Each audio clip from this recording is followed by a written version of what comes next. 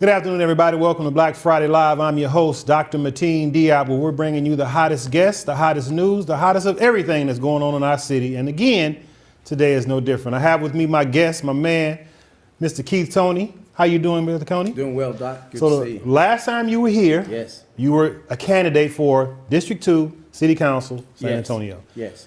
We've had the election.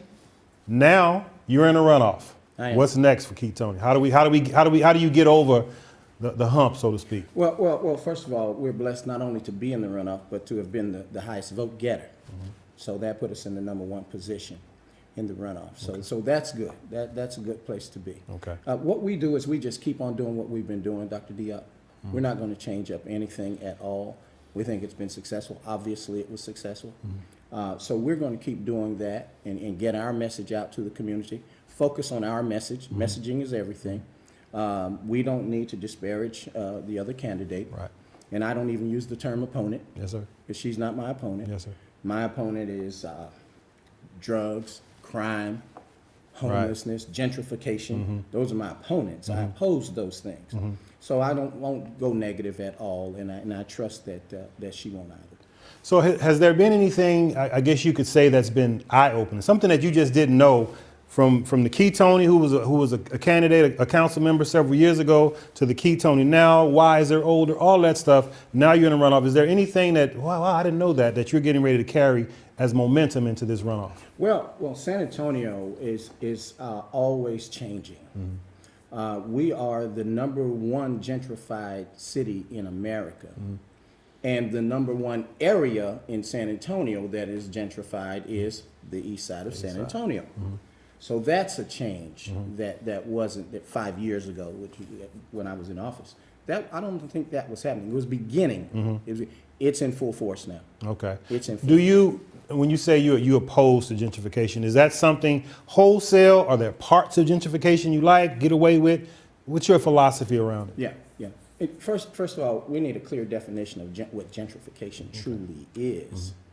And once we do that, and citizens understand what that is, because there are negative aspects to gentrification. Mm-hmm. I'm not going to say there are anything positive to it, but it's here. Mm-hmm. It's happening. Mm-hmm. I liken it to Columbus discovering America when the indigenous people were already here. Right. We've been discovered. Right. Now. And we've been here. Been here. Yes. Right. Yes, because of our proximity to downtown. Gotcha. Because downtown has moved now. Mm-hmm. Denver Heights is downtown now. Wow. That's where downtown. Denver Heights wasn't the place you wanted to live now. Not at all. But now it's the new downtown, and downtown is moving up to New Braunfels Avenue. Mm-hmm. So we have to change our mindset as well. Mm-hmm. Do you think, is gentrification, in your opinion, is it more of a color issue, a race issue, or economic issue, combination? I think it's more economic. Okay. I think that many times many of our citizens want to say it's just a racial issue. Mm-hmm. It isn't. Now there's a racial component to it. Okay. There's a racial component to it, to be sure, because generally the folks coming in don't look like the folks who've been there. Gotcha. So that's the racial component. Gotcha. So gentrification's here. Do you come in and say, I'm Keith Toney, I'm erasing it, or do you kind of work with it, galvanize around it? What's your strategy for attacking it or addressing it? And I may have said this before. I believe that the human mind has the capacity to project forward while also looking back. Gotcha. You project forward. Those are the folks coming in to say, here's what we want to do. Mm-hmm. There are going to be changes, and we've seen it in our community. Mm-hmm. We have a Starbucks now. Yeah. Okay. That's the first sign. That's now. the first sign. That's one of the first signs. We have a Starbucks now. So that's the projection forward. That This is kind of the way we're going. But the thing of projecting backward is to really have a recognition of where these new folks are moving into. Okay. They need to have some sort of recollection, or they need to be educated about the community that they're moving into. Mm-hmm. This is not just a collection of streets and houses. Mm-hmm. These are communities over here. Mm-hmm.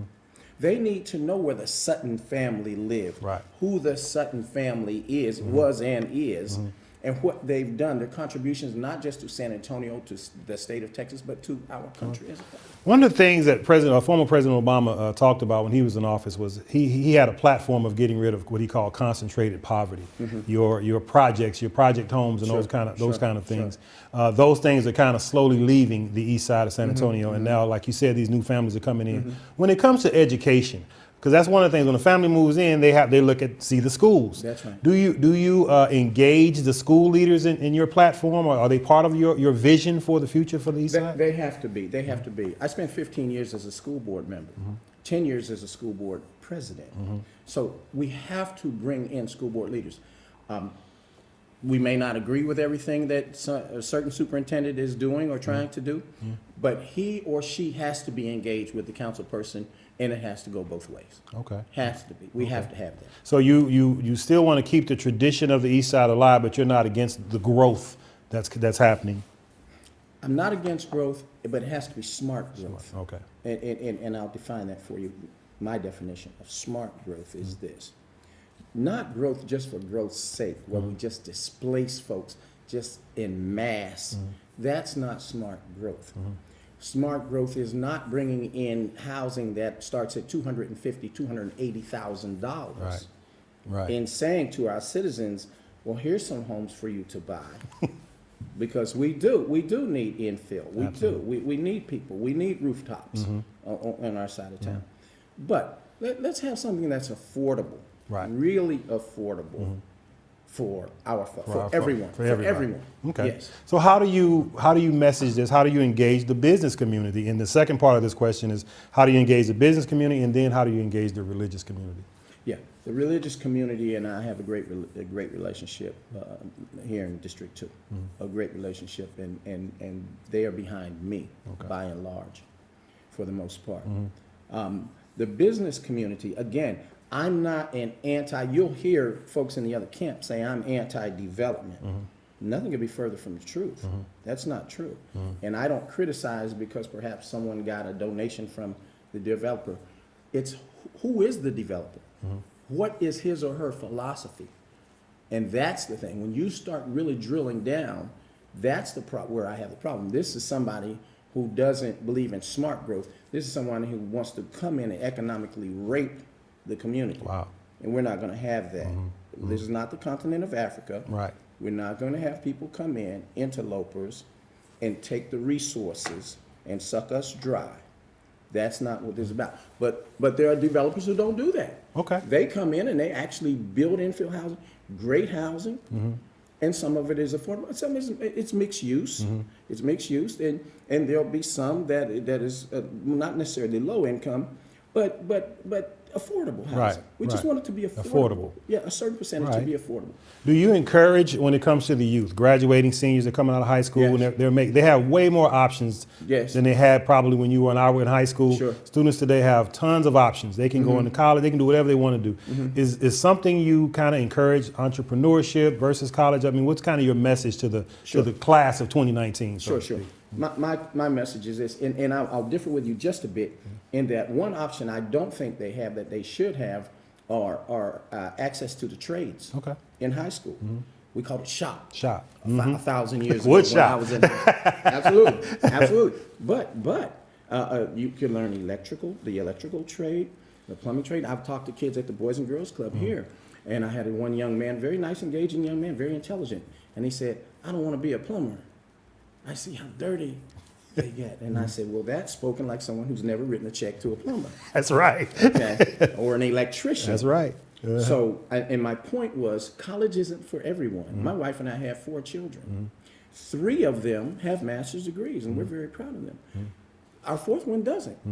But she learned a trade, and she makes a very good living, and an excellent living. So that's an option I'd like to see come back. We're happy for anyone. I'm proud of my master's degree. My wife is proud of hers.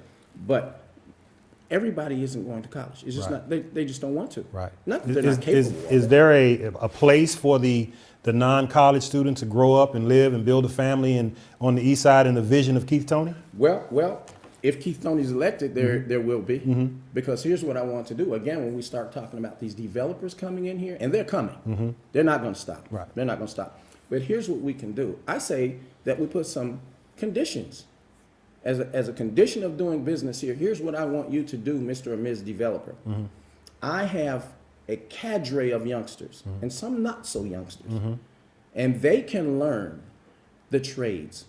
Now, one thing I know nothing about building. I built 2 houses, but I don't know anything about it. But I do know you need electricians. Yes, sir. I do know they need plumbers. That's right. Roofing. Teach them as a condition of coming into my council district, and you want to be here. You need to be here, or you wouldn't be here. Right. I want you to teach them, and we'll set finite numbers. We'll set finite numbers, realistic numbers of folks that I want you to teach them these trades, and internships. That's huge. Give them internships. That's huge. That's what I want. That as a condition of doing business here, and I know the threats will be made. Well, then we'll take our business elsewhere. No, you won't. Right. No, you won't. Right. You'll do this, Right. and you'll do it, and it's the right thing to do. And as council person, I'll make sure I say that your company is engaging the community and doing more than just coming here for profits. And the election is what day? It is June 8th, June but even more important is that early voting starts May 28th Okay. and runs through June 4th. So Okay. we encourage everyone to vote early. Early voting starts May 28th. Yes. Election is June 8th. 8th. So let's say Keith Toney is elected June 8th. What does June 9th look like in City Hall under the Keith Toney administration? Well, June 9th looks like getting down, just moving in, back in again, you know, because I've been there before, experience matters. And sitting down with Councilman Hall and making sure we have a smooth transition, not so much for me, but for the community, they deserve no less, have a smooth transition, and then we start immediately making changes. Right. Yes. So Councilman Hall, if you don't know, Councilman Hall he's serving out Councilman Shaw's term, so he's not running. So does that bring a different phenomenon? You're basically running, 2 of you are running for a seat that nobody's sitting in, so to speak. Yeah. Does that change the tone of the election or any kind of way? No, well, there's no incumbent.